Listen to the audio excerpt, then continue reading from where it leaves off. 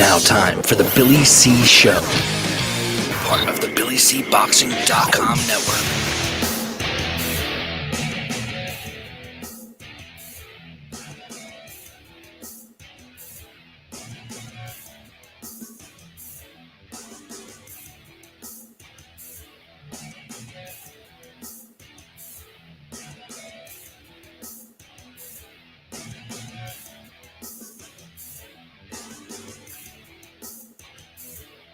And we're coming to you live from the Billy C Studios in Lake George, New York. I'm Bill Calogero, and it's time for the Billy C Show. Good morning, good day, good evening, whenever you're watching, whenever you're listening.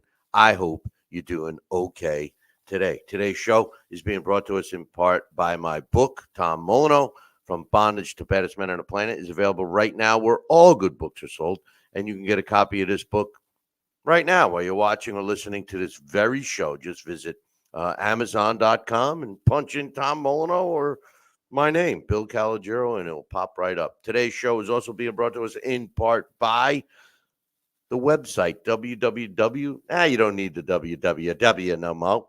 BillyCBoxing.com. Look, you're looking to get all your boxing news just real quick, bang, bang, bang, and just read the new stuff. Check out BillyCBoxing.com. You can also subscribe to our podcast. You can get the replay of this very show and all that happy stuff. BillyCBoxing.com. And speaking of podcasts and all that stuff, please make sure you register and subscribe to our YouTube page, our podcasts, our Rumble page we're trying to build, and also Facebook. Friend us up on Facebook and Instagram. Just starting to learn the newfangled way of Instagram. So, hey, anything you want to help us out with, check it out. Give a shout out to everybody that's popping into the chat room. Glad you guys could be with us. We got a great show scheduled today. First and foremost, I'm going to give my final thoughts and the latest news and updates on the big fight for this weekend. Devin Haney taking on Ryan Garcia for Haney's world title. A lot of disruption in New York over these two guys, but we'll talk about that a little bit later. I got some boxing news to catch up on, and my man Alex Papali is going to be joining us shortly, and he will be presenting a blast from the past with myself, one of my favorite fighters, a former world heavyweight champion and boxing Hall of Famer, Jack Johnson. So you don't want to miss that. All right, let's get going right away. Again, subscribe to our podcast, subscribe to our YouTube pages, and as well as our Rumble page. Would greatly appreciate it. Hey, by the way, you got Fire Stick or Android TV or Hulu or Roku. Check out Jinico TV. We got a 24/7 channel there. I play all the events that we've done, and I upload some of these shows too. All right. First and foremost, some fight results from last weekend. Jared, the real big baby Anderson, improved to 17-0 with 15 knockouts when he won a 10-round unanimous decision over former cruiserweight champion Riyad Murhi, who drops to 32 wins, 3 losses of 26 of his wins coming by knockout. A snooze fest, boys and girls. Big time snooze fest. 100-90 twice, 99-91. I think the last guy that was live in the audience, they just woke him up and shuffled him out. Terrible. I don't want to blame Anderson because he was smart, but obviously his opponent Murray just went there to survive the fight. So also in a fight that I don't know if and anyway, F.A. Ajaba improved to 20 wins and 1 loss with 14 knockouts when he won a close 10-round split decision over Guido Vianello, who dropped his second fight of his career. He's now 12 wins, 2 losses, and a draw with 10 wins coming by knockout. I don't know, man. I had Vianello winning this fight.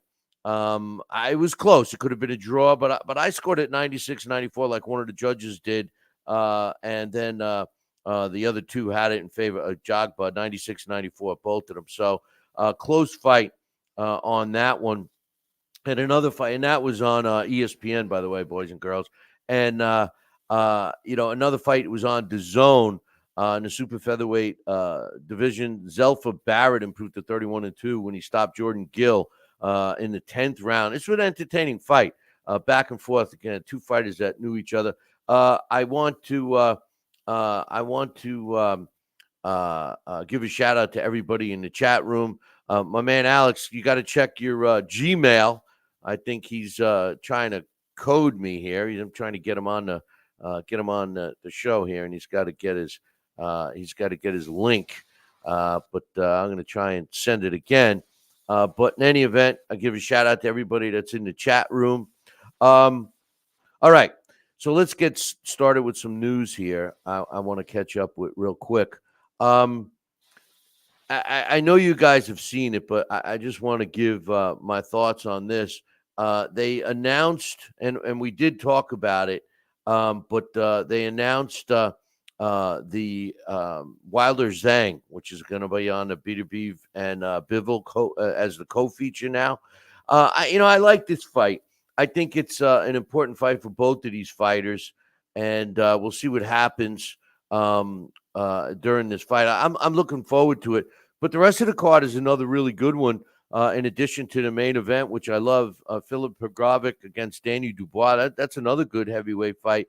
Craig Richards against Willie Hutchinson in the light heavyweight division. Amo Williams versus Hazma Shiraz in the middleweight division. And in the featherweight division, Ray Ford, who I just saw ringside up at Turning Stone. He's taking on Nick Ball. Now, this is the 5 versus 5 that they have with the two promoters over in England. Matchroom, Eddie Hearn, and Queensberry Promotions. I love this. I love that they're doing this. These are all good fights, boys and girls. We're looking forward to it.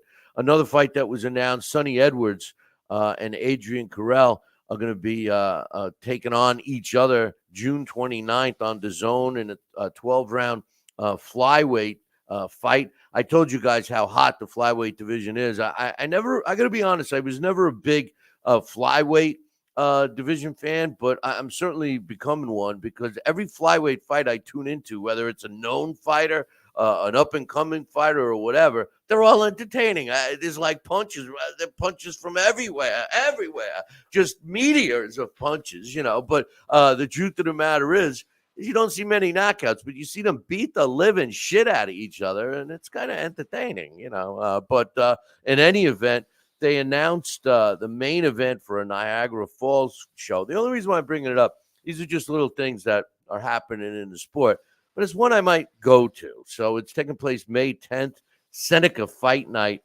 and a New York fighter, Arnold Gonzalez, 14-0 out of New York City. He's taking on Exter Lava Marva Correa, who's 15-4, and there's a vacant title going on. So I'm looking forward to that one. Stephen Bang Bang Butler. We just had John, the Iceman Scully, on the show. We were talking about this where they announced that he's taking on Patrice Volney on ESPN Plus on a pretty decent card up in Canada. That's going to be taking place June 6th. And the return of Chocolito Gonzalez. Roman Gonzalez is coming back July 12th. I'm not so sure he should. I mean, this guy has nothing left to prove.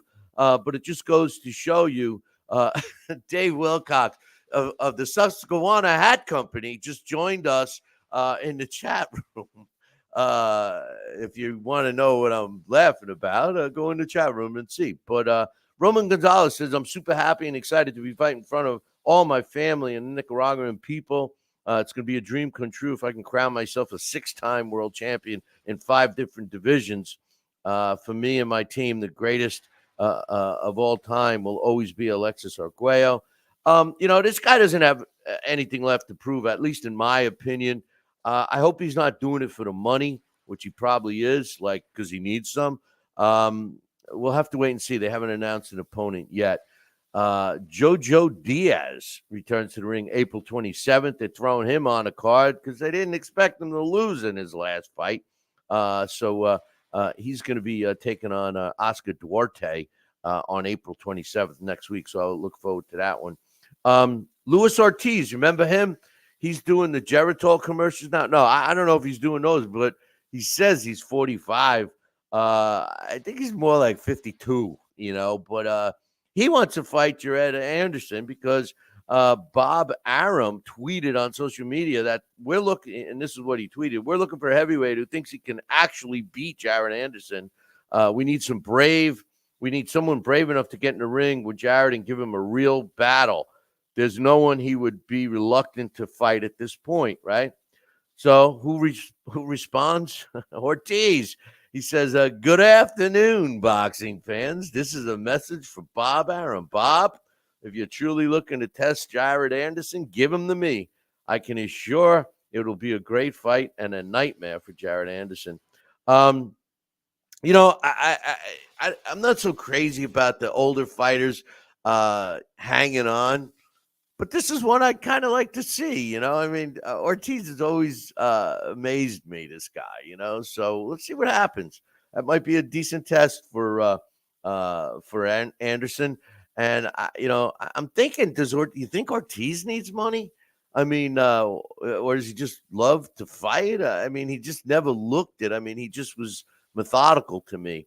But anyway, another quick fight. I got Alex Papali ready to join us. He's chomping at the bit to talk about Jack Johnson. So just calm down, Alex. He's starting. I see him. He's throwing stuff around in his studio. Look, I don't want to get him mad, but we're going to be coming to him in a minute here. Junior middleweight Xander Zayas, 18-0, is going to be kicking off Puerto Rican Day in New York on June 8th when he takes on Patrick Teixeira, who was a hot prospect at one time. Excuse me. I like this fight. I look forward to this one. And on that Bang Bang Butler card, there's a couple of other decent fights on this one. And remember, that's the Thursday that the Boxing Hall of Fame kicks off. And by the way, they got a Oscar De La Hoya card on that Friday that I'm hoping to be ringside for. One last thing I'm going to mention real quick. Canelo Alvarez, still being hounded about a Benavidez fight, basically said it's a lose-lose situation for him.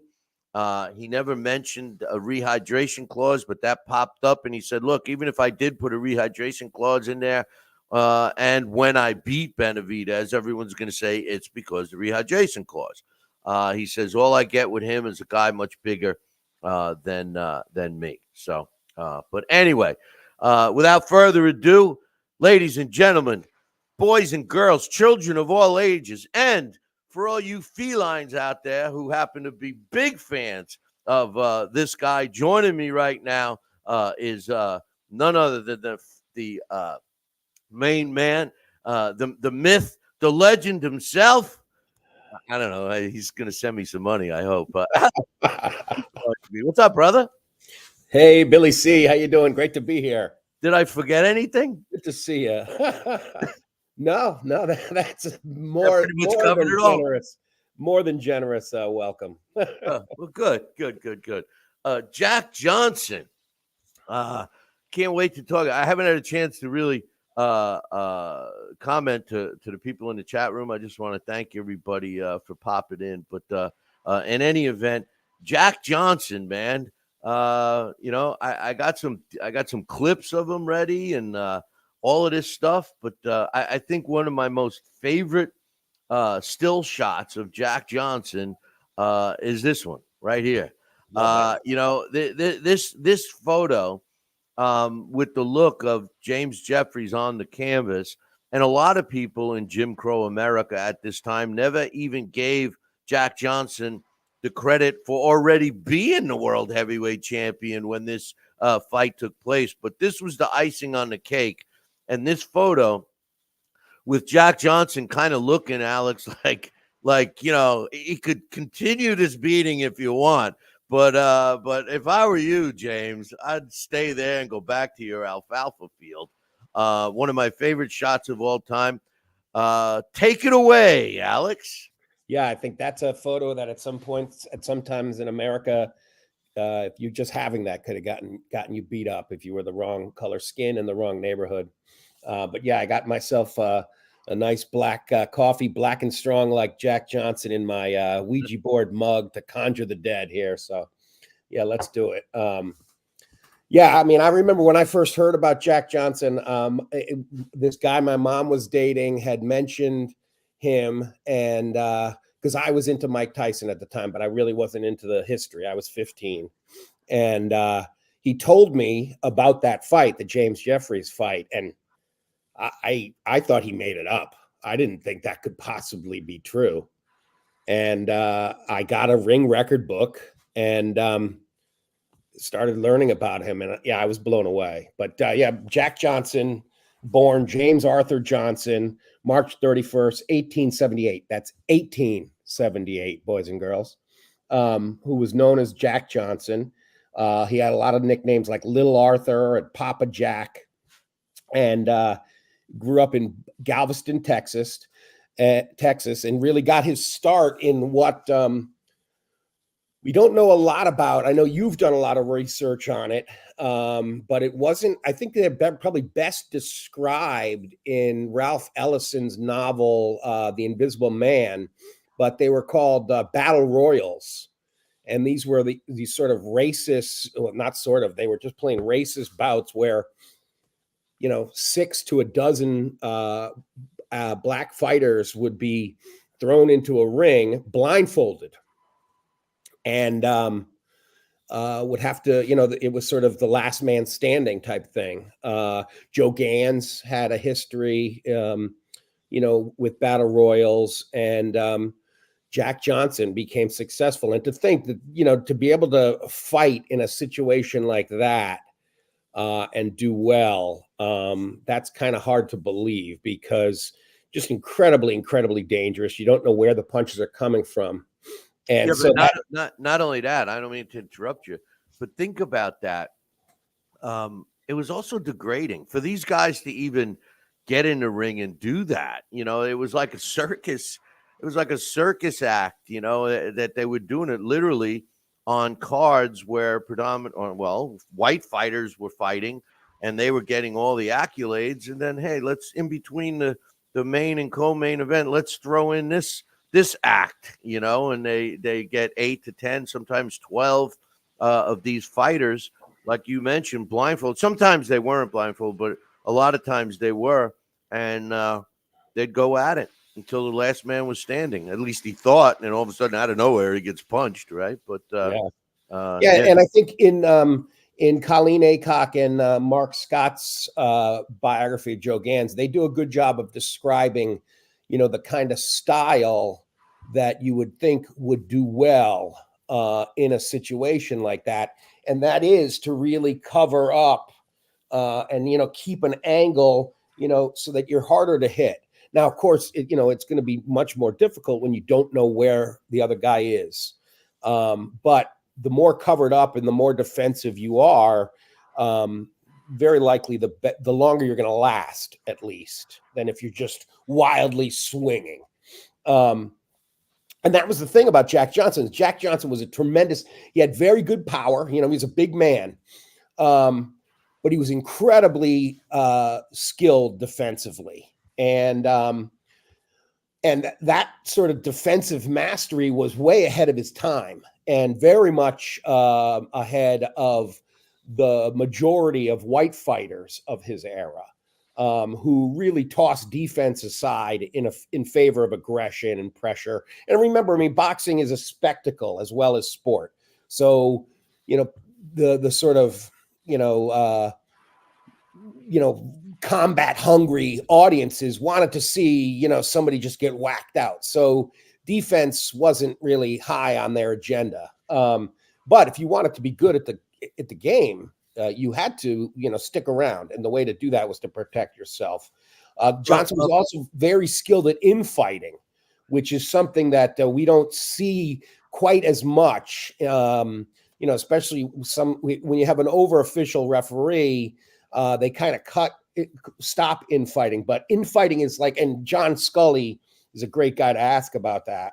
is it's part grappling, part wrestling, sort of tangle of arms in where fighters and heavyweights especially try to like gain advantage over each other in close, be able to rip uppercuts and short shots to the body while they're partially clinched. And a lot of referees don't allow it to go on as much anymore. But Jack Johnson, if you watch some of those old fighters, I mean, he just owned the infighting.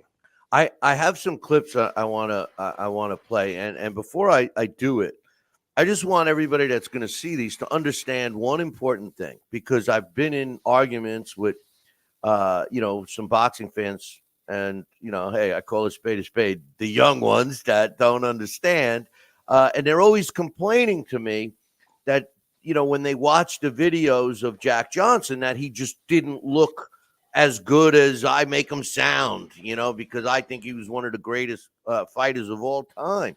And you have to remember that a lot of the footage of him was in the early 1900s, obviously. And a lot of times the speed at which he was being recorded was because a guy was cranking a handle, on the camera, with the camera. And there was only one camera. So you're not seeing multiple angles. If the sun was out a little too much, it might be bleached.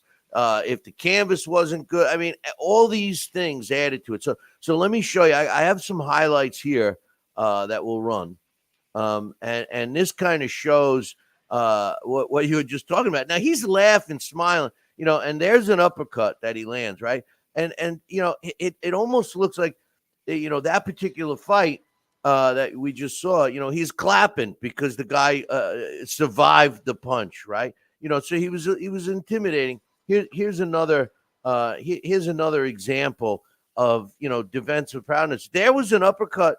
I didn't even see it really. Who knows how quick it was, Alex? Because of what I just said. It looks like they're replaying this in slow-mo, but it's not. This is the way they watched it live. It's not really a slow-mo. It's just the way the camera is. And he darts at people. They used to call him the big cat, right? And the last clip I'm going to show you is this one. This particular fight, which we'll get to in a minute, Stanley Ketchel. Now, Stanley Ketchel, in my opinion, is also one of the greatest fighters of all time. And this fight was supposed to be, for all intent purposes, it was supposed to be basically an exhibition, and because Ketchel was so much smaller, and apparently the story goes, and Alex, you know the story too, Stanley Ketchel was trying to really, hit Jack Johnson, and Jack Johnson went after him, and rumor has it that Stanley Ketchel's tooth was in Jack Johnson's glove after a shot. But here's the clip of him with Ketchel, and he finally has enough of Ketchel here towards the end, and that would be the end of Ketchel. But you do see, where a lot of fighters learn. See, he leads with his jab. So this guy was so much smaller, but he led with his jab, Alex, and it was almost like a torpedo, that right hand coming after it. And that, boys and girls, I think a lot of fighters learn from that over these years, decades, century. But at that time, like Alex said, boxing was a rough and tumble, like a street fight almost, just with your hands. And Jack Johnson brought, some skill set to it. And a lot of that has to be contributed to Joe Chowinski, right? Remember? He was, go ahead. Yeah, and I think that's one of the things that I think is important is as this is the Jim Crow era America. I see somebody asked in the chat room. Jack Johnson was about 6 feet tall, 6 feet and a half inch, so just over 6. And he was a month. See, hey Zeus, he's asking that, right? And one thing, and you know me, I'm gonna cut in front of you, interrupt you. That's okay, because I'm all jacked up over Jack Johnson. Huh? But the truth of the matter is consider this: he was a monster compared to his other fighters. At 6 foot, slightly over 6 foot, 200 and something pounds. Not 220. 207. And he was a monster. compared to a lot of his other fighters, which predominantly fought between 175 and 190 pounds. Yeah, it's not like today where you have, these, 6'9", 6'4" heavyweights, 6 feet. That's a big guy back then. It still is a big guy. But it's not big compared to like the Lennox Lewises of the world or the Klitschko's. But and like you said, he was fast. I mean, you see in so many of the writings him described as a cat. And cats are quick. Cats are faster than snakes. If you ever watch those, like, I just saw one shoot behind your back. I'm telling you. They compare, when they compare like a cat strike versus a strike of a cat, and cats are quicker. So yeah, Joe, and this, I think, like what I was saying about America, this is the Jim Crow era of America. So America is very racist. And however, I think what you did find among the athletes is, yes, there absolutely were some, like a Jim Corbett was if you read some of the things he said, it was just pretty ugly, racist guy. Just like in baseball, you had like a guy like Ty Cobb. But there was also mutual respect among some of them. And Joe Chewinski and Jack Johnson had a fight. And because mixed race bouts were illegal, they had fought in sort of a secret location. They announced it, the day of the fight, so people could get there and watch the fight. And then it gets broken up by the cops. Chewinski was winning. They both get thrown in the clink, and they're in the clink for a few days. And while they're in there, they're, like you said, Billy C., I mean, they're treated like kings, because you think about it, it's like all the jailers, they like these guys. They look up to both of them because these guys are, they're fighters. They're big athletes and exciting characters of the time. And while they're in there, Chewinski, sort of plays sort of teacher and apprentice with Johnson, and teaches him some of the tricks he knows, defensive skills he knows. And Johnson becomes a better fighter. So I think that's one of the things that's kind of cool. And even if you look at that Ketchel fight, I don't know, Ketchel wasn't somebody because back then they had what was called the color line, where a lot of white fighters just didn't cross it, and they would not fight against a black opponent. Stanley Ketchel was not one of them. He was willing to fight black men. And yeah, the thing that's interesting about that bout was was supposed to be, sort of more exhibition, and Johnson got a little annoyed because Ketchel was going a little too hard, and he cracked him real good. And so Johnson flattened him because of that. Well, it doesn't surprise. I mean, he was way bigger, and Oh, and Ketchel's, one of the toughest middleweights who ever lived. Oh, I know. And I can't stand it when people do their all-time greats and they leave him off the list. They just, and the fact that he was, he was gone, he was shot and killed. He was still in his 20s. I mean, he died before he finished. So we don't really know how great he could have been. Yeah. And that whole story, that's a good blast. The whole story of who killed him and all that. But anyway, Jack Johnson, just to move him along here, the thing about Jack Johnson was that after that jailhouse education he got from Joe Chewinski, he really became, a dominating force in the heavyweight division. And the other thing about Jack Johnson, Alex, and is that he was a smart guy. Now, because he was born, during that time, and he was the son of a slave who was, freed. He didn't like the way, he was treated because of the color of his skin. And some other blacks of that era just accepted it. They thought that was the way it was. But Jack Johnson did not. And he recognized early on that business is business. And he started reluctantly fighting other black fighters because he knew he couldn't make the money. The white fighters that were able to step in the ring or willing to step in the ring with him were always financially more rewarding for him. And he didn't hide his fame and fortune and anything else. I mean, he was the reason Joe Louis was so calm and cool and collective because, the powers that be said, don't be another Jack Johnson, because people despised the fact that he walked around with expensive clothes and, he had a thing for white women and all this stuff. And that was not accepted during that time, Alex. Absolutely. Yeah. He was somebody who not only in the ring, but outside of the ring, he was sort of his own man. In the ring, he understood that psychological warfare was absolutely a major part of boxing. And that, he would openly mock an opponent to sort of break them down, sort of tap, tap, tap, tap, tap on their psyche, as well as hammering them with his fists.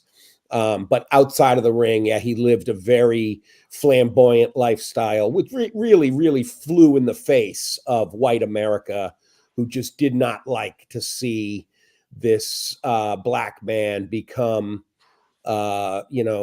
so popular, as well as, so powerful as well as popular. Because I think that's definitely an aspect of it, is that, being the heavyweight champion of the world, you're, to use the John L. Sullivan phrase, you're the guy who can lick any son of a bitch in the house. And that was kind of scary to think, well, it's a black guy. Like that photo shows you, that photo you show, here's this symbol of white America crumpled up with blood pouring out of his mouth. He could barely stand. And there's this towering black man over him, just this, this sort of pinnacle of masculine power. And that did not go well in 1910 America. Another thing that didn't go well for him was he was crowned, I think it was against Denver. Ed Martin might have been the guy. Yes, where he won the colored heavyweight championship. Yeah, and he won the colored. And now if you look at the way they verbalize it, they're replacing the word colored with black, okay, because it's more accepted today. But that wasn't the title. That's the word, yeah. The title was the colored heavyweight, the world.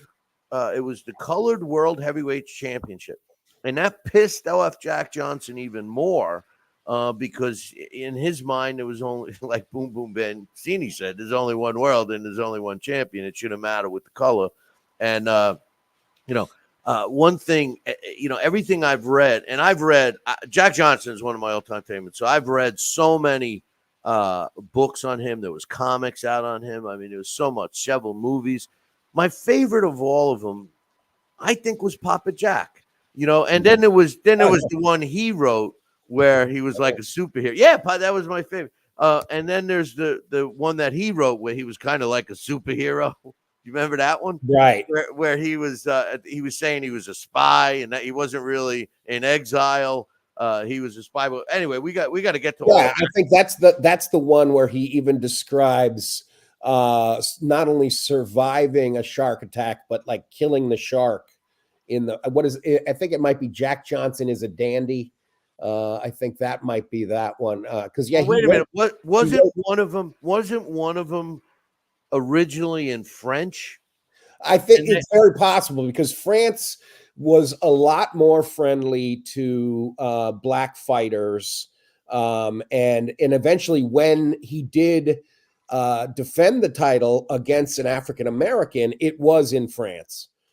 He gave Battling Jim Johnson a shot at the title, and it wasn't held here. It was over there. He fled to France. Yeah, that was one of his places. But anyway, so let's before we get, because there's so much of the character that I want to talk about. But so Jack Johnson, in a nutshell, rose up to the top, right?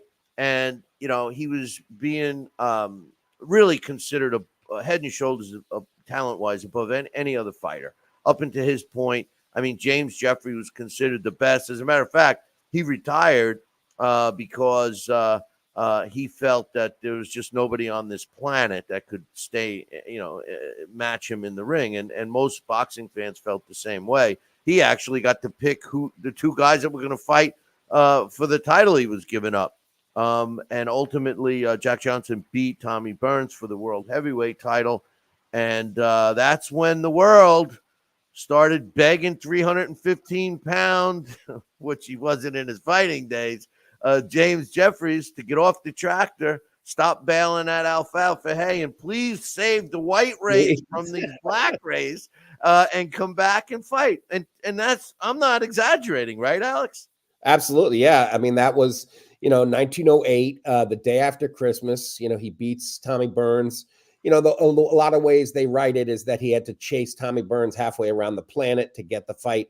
Part of it was that the promoters were afraid to stage mixed race bouts. But Hugh McIntosh, the promoter, finally put it on in Australia. And, you can't see the final parts of the fight because the police were like, they had enough of seeing little Tommy Burns get beaten all around the ring. And they ran up and stopped the cameras and broke up the fight. But yeah, at that point, James J. Jeffries, who's also a tremendous heavyweight champion, had retired undefeated and was, happily, feeding rabbits and growing alfalfa. And,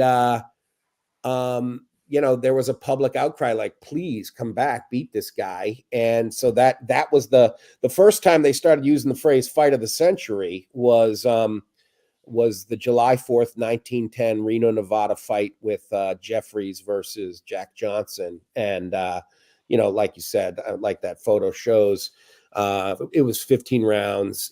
I think it was scheduled for 40 or maybe 25, but Johnson took him out in 15, and he basically toyed with him. And then in the 15th round, knocks him down 3 times. And actually, there are clips of it on YouTube. If you watch the final round, just to give you an idea how much white America wanted him to win, he is in rough shape, and his handlers help him up and like, go ahead. He's done. He's done. He can barely stand up. Well, that's like my guy, Molyneux. They did the same thing. They're helping him up, he's got bullets in his hand. I mean, the shenanigans that go on in this sport, Yeah. And I tell you, I mean, the sad thing, of course, is that it did reverberate. That victory reverberated around the country. There were a lot of blacks killed in race riots afterwards. That I believe the fight film, because one of the things that they used to do back then is when there would be a big fight, then the film of the fight would go around the country and play in theaters. So you could go watch the fight there. Boxing was a much bigger sport. It was like, it was like baseball and boxing were the 2 biggest sports. You ever check that? How about that? People would read or watched it a week later and never knowing what the result was. Imagine that today. Oh, I know. The second the announcement's made, it's all over the place. You got I mean, now if you do yourself a favor and don't stay up till 2:00 in the morning, you got to make sure, because say you were going to watch it when you wake up, make sure you don't go on social media because you'll find out what happened. I never do. And a lot of times I can't stay up like that anymore, but some of the fighters that he beat, Hall of Famers, Joe Jeanette, I mean, he's your guy. He fought him a gaggle of times. Sam Langford, Frank Moran's not in the Hall of Fame, but he was a very, very good fighter of the day. Stanley Ketchel, Philadelphia Jack O'Brien, another famous fight. Bob Fitzsimmons, young Peter Jackson, another one. We mentioned Choyinski, Denver Ed Martin. I mean, he fought everybody that was anybody. We get him now. We got him to the Jeffries fight, where now the whole world has to recognize he's the world heavyweight champ. And one thing, I with all the stuff I've read, I started to say it before and then I lost my train of thought. But out of all the stuff I've read and everything I've learned about Jack Johnson over the last 20 years or so, the one thing I think I could compare him to is Floyd Mayweather. I know. I say that to do that to you. I was going to say that because his style of fighting. Now, no one else fought like that during that era. So he was a pioneer in a sense, and he toyed with his opponents. Not that Floyd toyed with them, but I think Jack Johnson could have been. I think you could make it the argument that he was the Floyd Mayweather of his era, but But in any event, he fights for the title. He starts going around making money, and because that's what champions did at that time, making appearances and stuff. But then the shit starts hitting the fan, and he's got to get out of Dodge. But the one thing, some of the things that he used to do, my favorite story is the car story, where he always, like Alex said earlier, he always bought the best stuff, always in fancy clothes, and all of this stuff, and sports cars. He loved sports cars. And I think it was Oklahoma.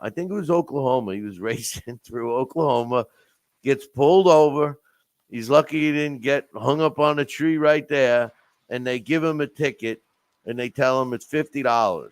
So he hands the cop $100 bill, and the cop says, "I said $50, boy." And he's like, "Yeah, well, I'm going to be going just as fast on the way back." To me, and obviously I paraphrase, but to me, that's great. It shows me everything I need to know about Jack Johnson, to be honest with you.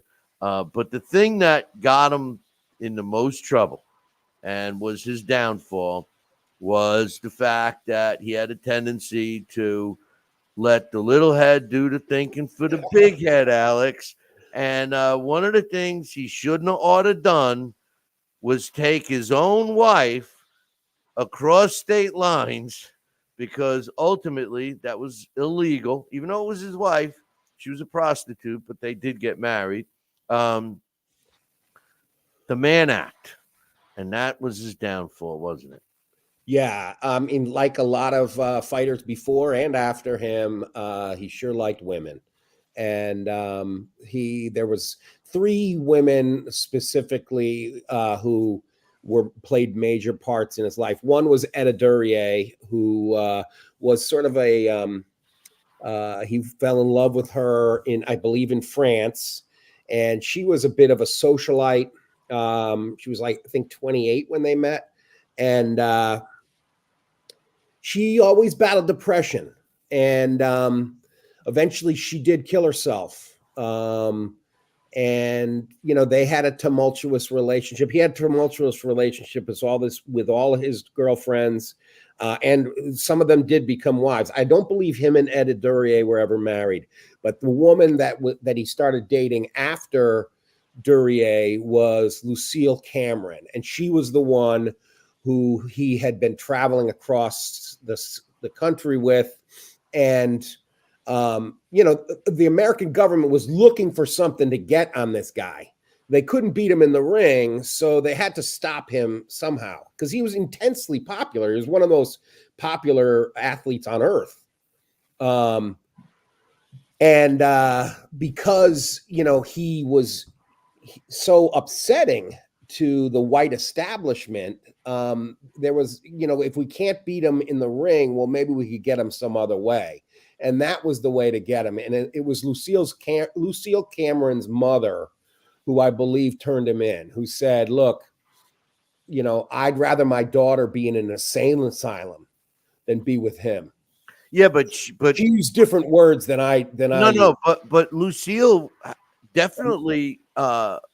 She went against him. It wasn't just the mother. The mother turned. Now Lucille, even though Lucille, was the one who he was picked up, she wouldn't testify against him. I thought she did. One of them. Belle Schreiber. Oh, okay. Who was the other one who felt like jilted because she was with Lucille. So she was the one who testified against him. So Belle Schreiber was the third woman that was sort of in his life that. That relationship, because it did not end well, she did harbor jealousies toward him. So she was one of the ones who testified against him, and he was convicted and then fled the country. Which is a whole nother thing. See, we don't have enough time to talk all about Jack Johnson, and that's the problem. I mean, Alex and I mean, we, after the show, we could keep talking about this guy for hours, but, he ended up having to flee the country, right? And meanwhile, there's a lot of turmoil going on in the world, and people started not wanting, all these other places that welcomed him openly at first started basically saying, yeah, maybe you better find another country to hang out in, and things weren't going that great. The deal with the fight in Cuba against Jess Willard was that there's so much stories about that too, and the shielding of the eyes. I mean, it definitely looks like that. I don't have that photo. I thought I did. But anyway, he goes to Cuba, right? And he fights this guy. What was it? He claims he was waiting for the money to be handed to the, The Bell Shopper. Yeah. Yeah, while he's waiting, he's toying. And the thing is we all know what happened to Jess Willard at the hands of Jack Dempsey, and you sprinkle in Jack Johnson because Jack Johnson wanted to fight with Jack Dempsey ever since he came back. After that, Yeah, and I do see a couple of questions in the chat there. Yeah, Max Schmeling came after. Johnson was too old by the time Max Schmeling started fighting. Even Jack Dempsey was, Johnson was way past his prime and had been retired by the time Dempsey came around. Yeah, but Dempsey, but Johnson was willing to. Yeah, but see, I mean, Willard was like Johnson's last fight, right? So, Dempsey was. No, he had a lot of fights after Jess Willard. After he came back. Right, all right. So he fought. Oh yeah, so he did fight. 1915, he fought Jess Willard. That was right in the wheelhouse of Jack Dempsey's time. Then he fought his last fight on record was all the way until the 30s, 1931. Right, but some of those are like Kevin McBride's, right? Well, yeah, they were Kevin McBride's, and they were a lot of them were exhibition, and some of them. Jack Thompson was decent. That's 23. Brad Simmons, they traveled together. He fought him a bunch of times. That was one of his last fights. Homer Smith was a decent fighter. You mentioned Jack Thompson, but Homer Smith. I mean, Bearcat Wright. He was a fighter that had double-digit losses, but he was a name you heard a lot. In during that era. But nonetheless, I mean. He's he's way past his prime. 100%. He was past his prime. Nobody ever, in this age with him, that's a whole nother story because, like everybody else, there's always a question about that. But he was in exile. Let's talk about that. So he fled the country because of the Mann Act. Right. And yes, the other question was, was he a wife beater? And yes, he did. There were, he did. I think he beat up Etta Duryea, he beat up Lucille Cameron, but then they reconciled. Well, wait a minute, he had been married to a black woman originally. His first wife, yeah. Right. There's some question of whether they were ever officially married. But yeah, that was his first wife. So he probably beat up on her.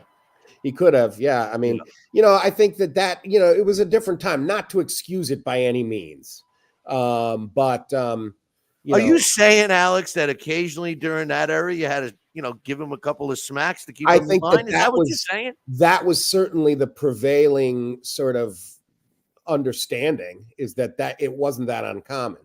Like the Billy Crystal. I'm not saying that it wasn't wrong. It's certainly like the Billy Crystal. You want a fresh one? But yeah, I think the thing with the Jess Willard fight was that for years he claimed that he threw the fight. Sam McVeigh was a guy I really liked, and they had fought twice, 2 20-round fights with Johnson, won both of them. And they were friends. And McVeigh was a sparring partner for Jack Johnson leading up to the Willard fight. And he claimed that Johnson threw the fight.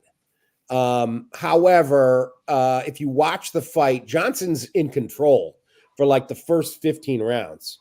But then, or maybe 19 rounds, I think. And then Willard hurts him, especially to the body. And for the last 7 rounds, it's all Willard. And then he knocks him down, and Johnson doesn't get up. Now, it's one of those things. If you're going to throw a fight, why not go down in the third? Now he said Alex, it was he scheduled. claimed, It was scheduled for 45 right, rounds. and in the Havana heat, I was just going to say, I think that's what wore yeah, Jack Johnson down. yeah. And Well, and I think that that's certainly, because think Jess Willard was a big guy for no that doubt, no age. doubt. He was very big, and Johnson was older, so And he didn't train for that fight. yeah, he wasn't did in the not. shape that he used to be. That's for sure. So, I think that, looking back now, it's one of those things where I don't really think it was fixed. And I think later, at some point, McVeigh admitted that that was a story.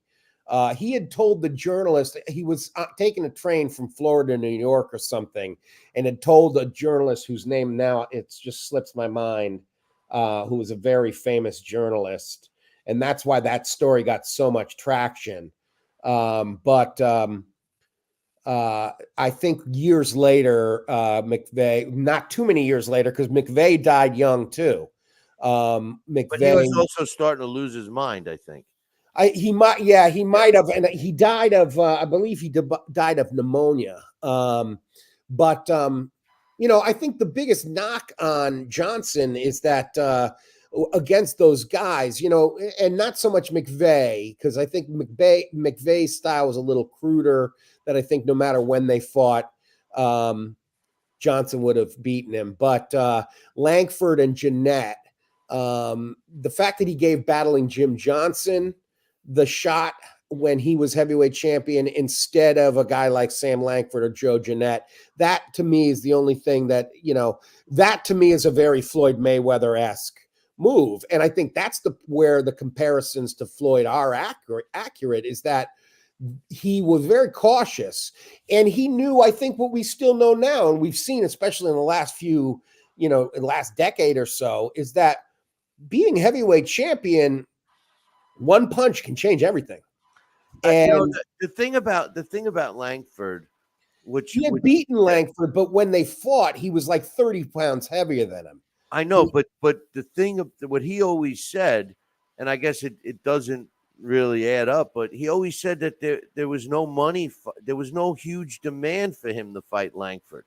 There was no money. Langford wanted to fight, and years later, as we look at it, that would have been a fight that should have been attractive. But that's why, and even the fights that he had with other fellow black fighters, he beat them, but he didn't really beat the hell out of them. The white fighters he totally destroyed. I mean, he was making statements every single time. But anyway, we're running out of time. So after the exile, he finally makes a deal to come back and face his charges, and he ended up doing, I think, 1 year, right, in Leavenworth. Yes, he did do some. I think it was. Yeah, that sounds about right. He did do some time in Leavenworth, And it was a nice time. He was the guards loved him. He was teaching boxing, and it wasn't and like because like you said, very intelligent guy. He owns a patent on I think it's a type of wrench that he invented while he was in Leavenworth. Yeah, it was a wrench. Yep. Yeah. No, he was a smart guy. Anyway, he comes out and he wanted to start boxing again, and he was calculating his stuff, but he just started aging, and I think his death kind of sums it up.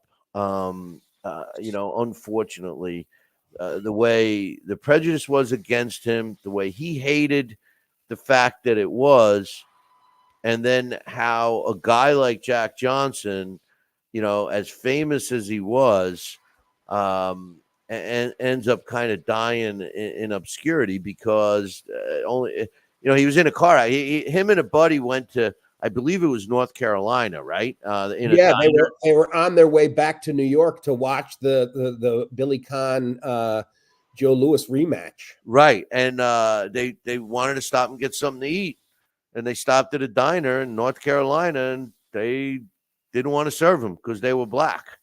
And Jack Johnson got really pissed, and even his friend tried calming him down, but he gets in the car and he was driving like a maniac, lost control of the car, crashed the car, hit a telephone pole, and they wouldn't bring him to. That's the other thing.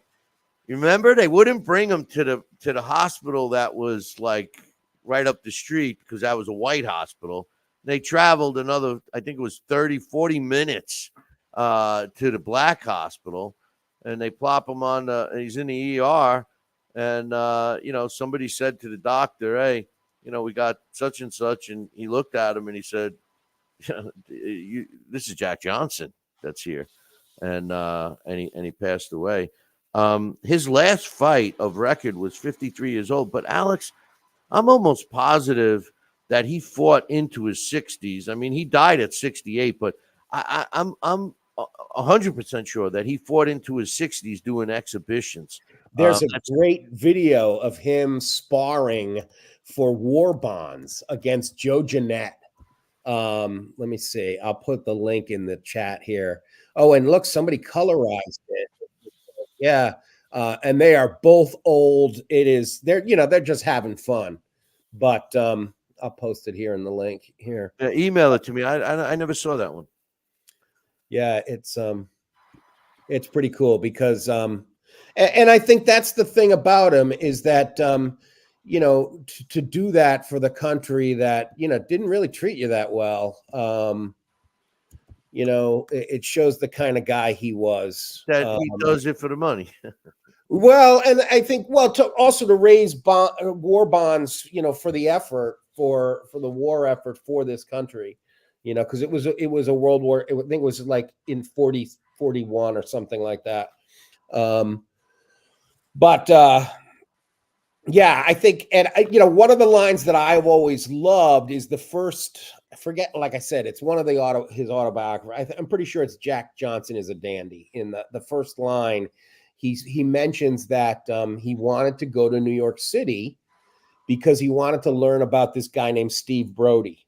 And Steve Brody was this daredevil who supposedly jumped off the Brooklyn Bridge and lived.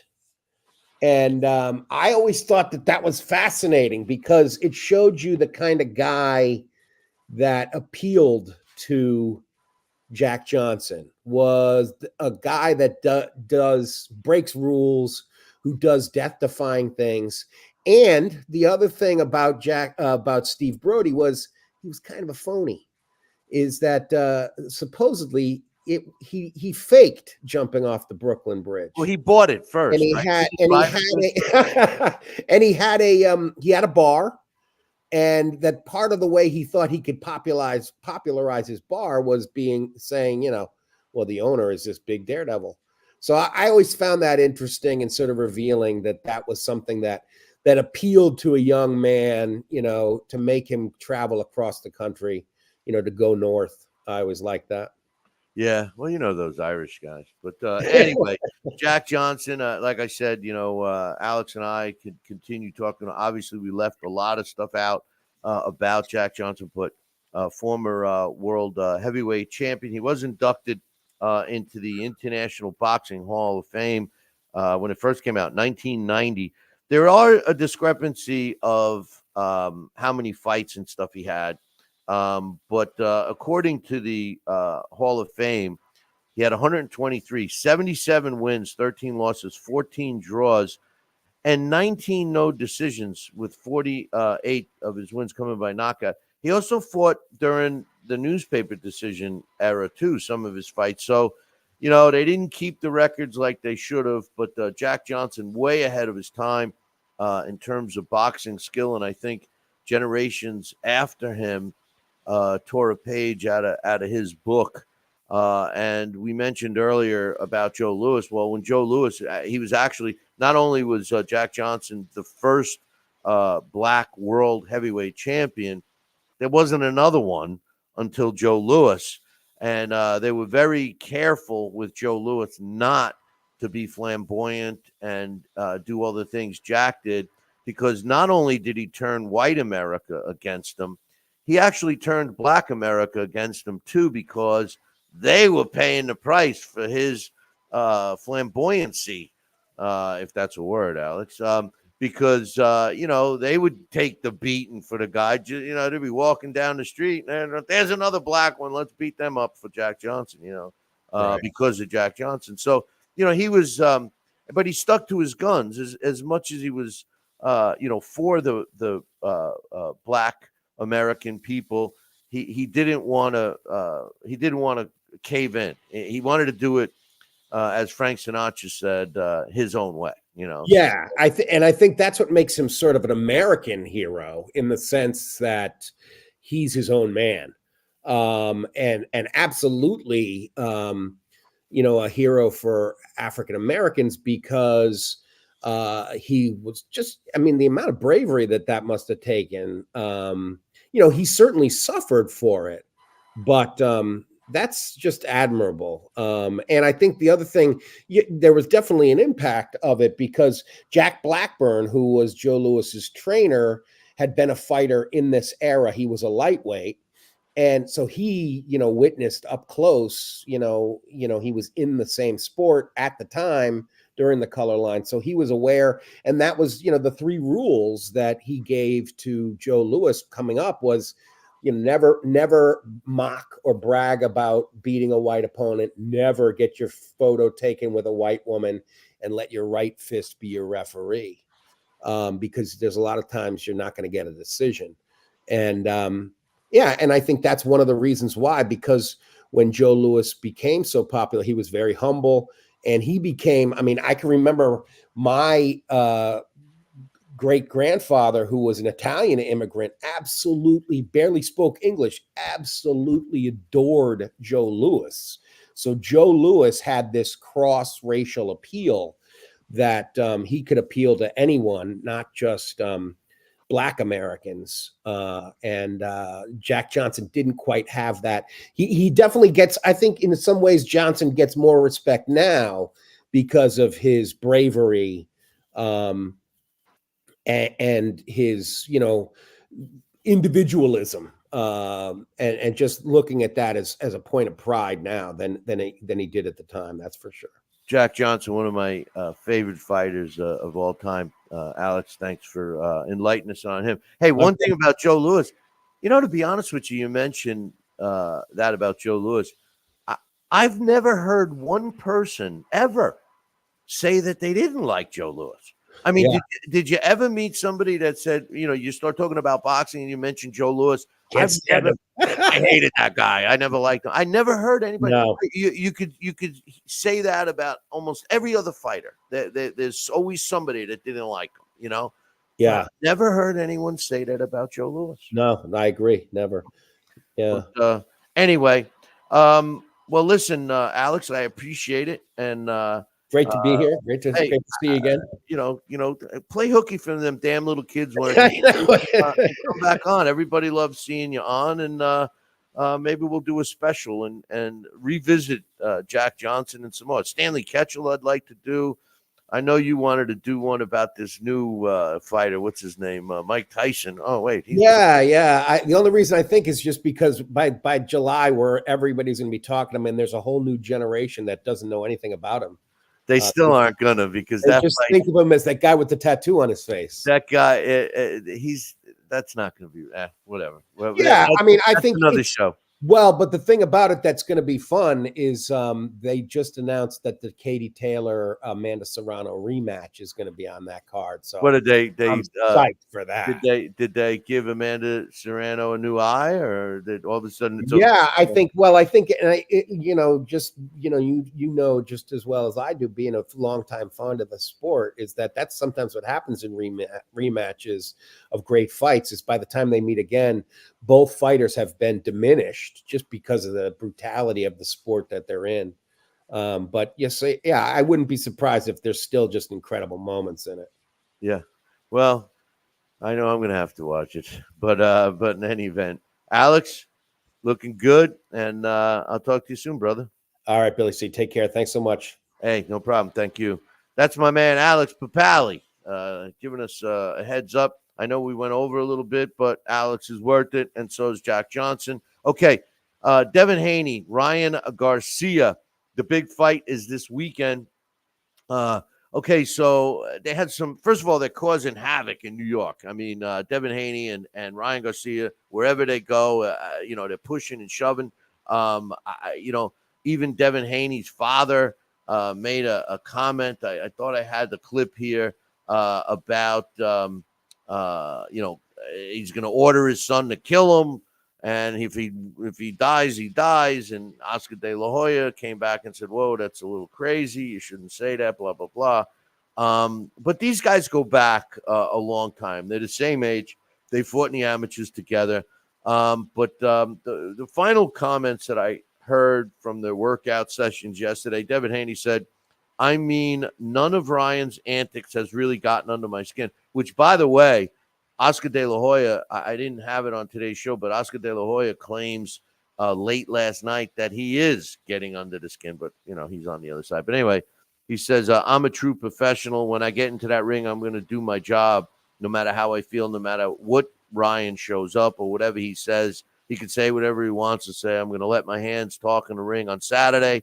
I just want to show how I'm on levels above this guy." Ryan Garcia said, "It's right in front of your face. How am I going to miss weight? I'm just a motherfucker on a mission. I'm still here. I'm strong, and I'm going to destroy him. If Devin doesn't land face first, then I did something wrong. The social media is all just noise. I post something and people think I'm nuts. I know what I'm doing, and I'm in the middle of a promotional fight." Yeah. Well, when you got guys like Teddy Atlas who, starts saying that he needs to get mentally evaluated, it doesn't help.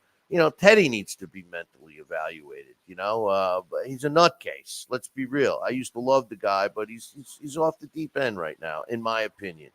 And you know what? The thing is, I respect Teddy. He knows the sport, and that's one thing that I respect. I just think I know he's got a personal thing against, or he's in favor of awareness of mental issues or whatever. I thought it was wrong of him coming out and saying what he said about Ryan. As far as the odds, well, the odds makers are giving Devin Haney. He's a big favorite. The line opened up at laying 550, minus 550 for Devin Haney. As of yesterday afternoon, it was minus 850 on that one. So now when I take a look at these two fighters, it's amazing. First of all, unless I read something wrong, I thought that Ryan Garcia was substantially taller than Devin Haney, but as far as actual measurements, they're only a half inch apart, which it doesn't seem right. But Ryan Garcia, he had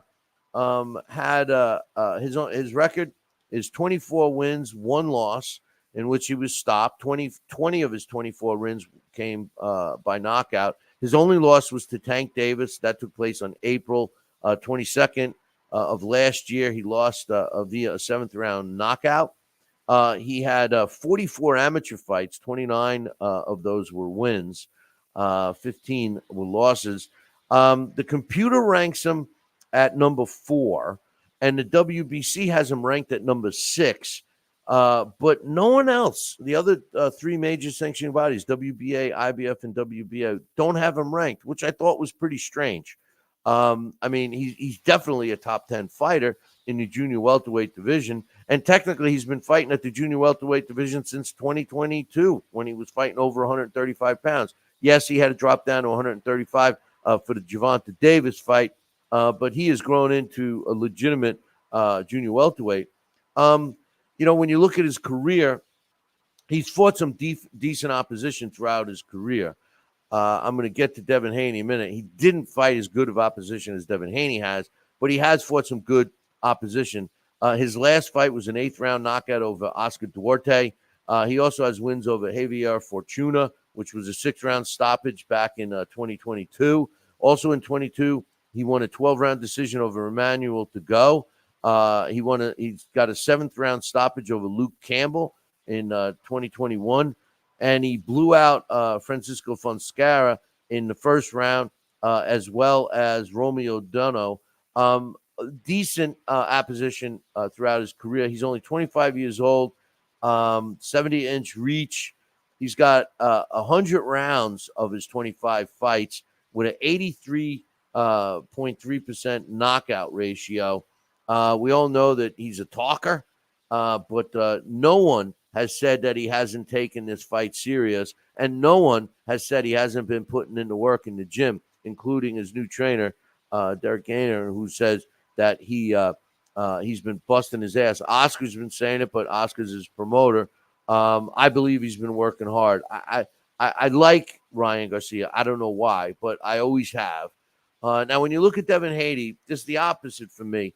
I never gave him the respect that he deserves until his last fight, which was his very first fight at junior welterweight when he beat convincingly Regis Prograis via a 12-round decision to win his title. Now, he had an amateur career similar to Ryan Garcia's. He had 33 fights, 27 wins and 6 losses, 11 fights less, but less losses as well. Overall, he's fought really good opposition throughout his career. I really studied his opponents this morning in depth, and of his 31 fights, I'm going to tell you 28 of them were against good opposition. He's only had a handful of fights against, rollover opponents, in my opinion. He fought and won the unified undisputed lightweight title against Lomachenko, one of my favorite and, in my opinion, one of the best fighters on the planet right now. Currently, Devin Haney is a WBC World Junior Welterweight champion. The computer ranks him at number 1. He, too, is 25 years old. He's got a 1-inch arm advantage length. The height, he's a half-inch smaller. Is his best performance, despite him beating Lomachenko, in my opinion, his best performance was against Regis Prograis. But check out his last 7 fights, all right? He's got a win over Lomachenko, all by decision. He's got back-to-back wins over George Kambosos, right? He's got a win over Jojo Diaz, Jorge Linares, Yuriorkis Gamboa. Those were his last 7 fights, all extremely talented fighters. And the prior 3, to round out his last 10, they had a combined record of 47 wins with only 3 losses. And this is the same thing when you look through Devin Haney's career. The guy's been fighting some good fighters. The knock on him is he's boring at times. He's got a low knockout percentage, which is under 50%. He's technically sound. He's got a good defense. There's something about the kid that all of a sudden I like. But I think he's extremely talented. His father's a little out there, but I love what they say about Floyd because they're right. And I think his resume speaks for itself. How's this fight going to go? Well, I know how I kind of wish it would go. But I really think that Devin Haney's boxing skill is going to shine here. It's all going to depend on how Ryan Garcia can get in and shake up Devin Haney's solid defense and boxing ability. If Ryan Garcia can get in there and possibly hurt Devin Haney early in the fight, or be able to work the body, which would require him getting in close, and get some damage where it could slow Haney down just a little bit or have Haney start overthinking. That's Ryan's chance to stop him, because I think the only way Ryan Garcia wins this fight is if he can catch Devin Haney and stop him. And Devin Haney has got 31 fights under his belt, and he's never been stopped yet. It's going to be a tough fight. I don't see Devin Haney knocking out Ryan Garcia. I know they're questioning Garcia's heart, but Tank Davis is a more of a power puncher, and he's as much as Devin Haney is a skilled boxer, he doesn't normally go for the knockout. He goes for the wins. if he's trying to go for the knockout against Ryan Garcia on Saturday night, that kind of plays into Ryan Garcia's game plan because that would be taking Devin Haney out. The way I see it going, honestly, is Devin Haney doing what Devin Haney does: boxing, moving, establishing his jab, and outboxing Ryan Garcia. But like I said, if Ryan's got the power. If he has put in all the gym work that everybody says, and he lands a solid punch, I think this kid's going to turn his career around. If I have to take a pick in this fight, I'm going to lean towards Devin Haney. But I hope Ryan Garcia makes it entertaining. And I would love to see a knockout. I would love to see Ryan Garcia knock out Devin Haney, only because it would set up a huge rematch. And I would like that because I think it's good for boxing. But I'm looking forward to the fight. That's for sure. To close out the show, I got an email from my man Jordan out of the UK. He's telling me to use he's giving me a hint about Instagram. But thanks for that. I keep forgetting to use the hashtags, hash in my day was you put it in a pipe. Anyway, so he says, hey, Billy C, I hope all is well. Going back a couple of shows to when your topic was good trainers and not rah-rah men. To me, the king of rah-rah men is a guy named Tunde IJ, who trains Anthony Yarde. He's known for his pad routines and loud shouting nonsense in the corner. I remember when in a fight with Kovalev, in between some tough rounds, when Anthony needed some guidance and advice, AJ just shouted his catchphrase, "Lions in the camp," repeatedly, which is useless and proved as much. I'm sure some of your listeners will remember another loss to British level Lyndon Arthur. Yarde brought in former British champ James Cook, and since he's shown improvement by winning a rematch with Arthur by KO and putting in a great showing against Beterbiev, I think Yarde is reluctant to get rid of AJ altogether. As without him, I don't think he has much, if anyone. I like Anthony Yarde, and I know the training you're talking about, and it drives me crazy when they come back to the corner and they say real educational stuff like, don't let him hit you, or you got to throw punches. No shit. How do you think I can connect? Is he susceptible to the overhand right? Should I go into the body? Should I do a hook, uppercut? What, coach? What? He says, what's your thoughts on the June 1st card? Although some accuse the press conference for being a little WWE with the masks and stuff, I found the reveals entertaining, and I think it should continue. I think it's only going to get better. I love the Saudis' new involvement in boxing. I just wonder if it'll last. It'll last if we keep getting these big fights, and as long as he makes the money, as long as and it seems like the Saudis are making money. They're certainly paying the fighters. They're bringing the fighters over there, and boxing always follows the money, man. So whoever's got it, that's where it's going to be. He says, for me, Wilder's done. Zhang will win by KO in the first half. Wilder looked reluctant to engage in the couple of minutes before the knockout of Helinas, so I backed Parker to win by knockout when they fought. I'm sure the Big Bang will succeed where Parker failed. I don't know. Nobody. I was never a big fan of Deontay Wilder ever. He's a one-trick pony. He's got power. That's it. And the thing about his punches is that he throws them from crazy angles. And I just think Zhang is too slow, and he's gonna get hit. And that is Deontay Wilder's strength, is his power, and it's going to boil down to if Zhang can catch him, or Zhang, the way it's pronounced, if he can catch him.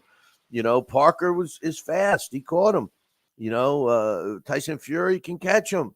Zhilei Zhang, I don't know. We'll see. I mean, it's an interesting fight. I really think it's a 50-50 fight. I'm looking forward to it. He says, Beterbiev by knockout inside 10.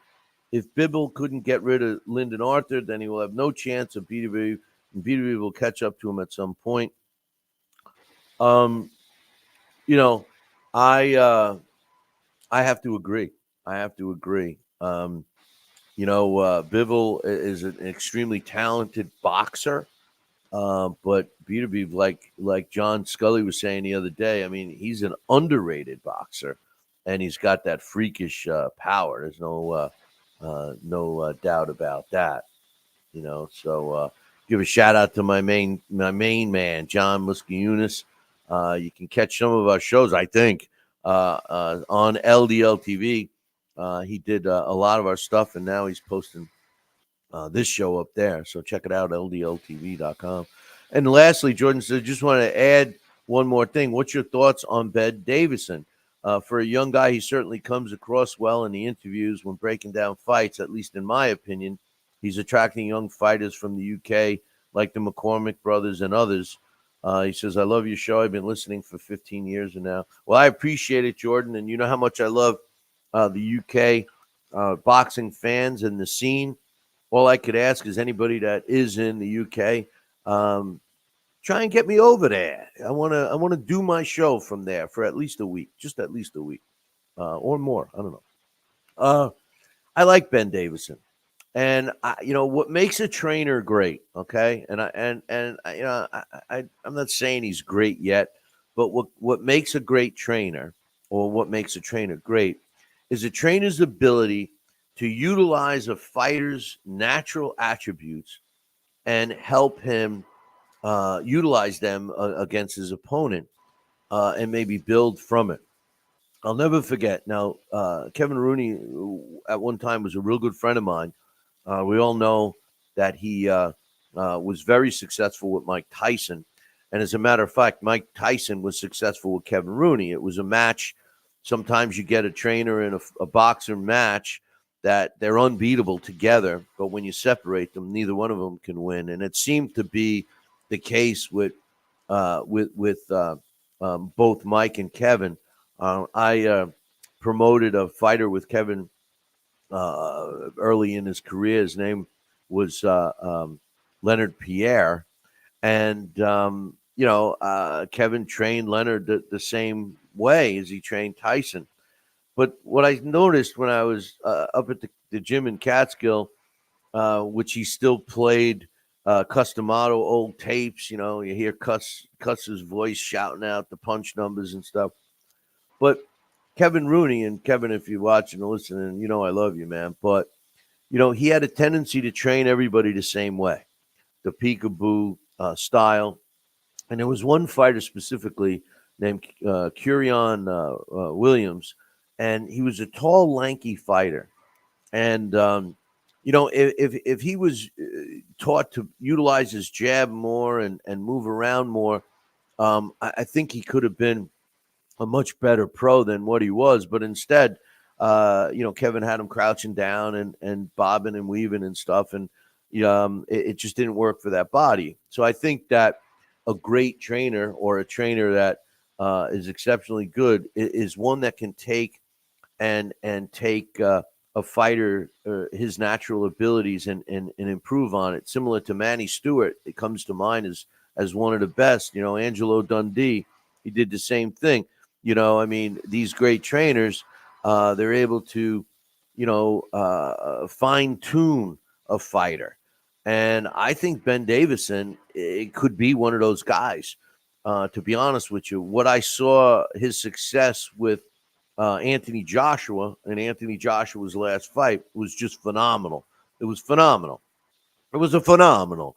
And I hope it stays, and that's going to be the telltale. But anyway, we're way over our time. I appreciate you guys hanging with us. Remember, subscribe to our YouTube page, subscribe to our podcast, subscribe to our Instagram, or follow us on Instagram and Twitter and all those things. And thank you for all the help, especially Jordan giving me some heads up on to succeed on Instagram, something we just started. So I appreciate that. And all I could say is this. Make sure you tune in next week. Same bat time, same bat channel. I'll be waiting for you. Until then, ciao, baby.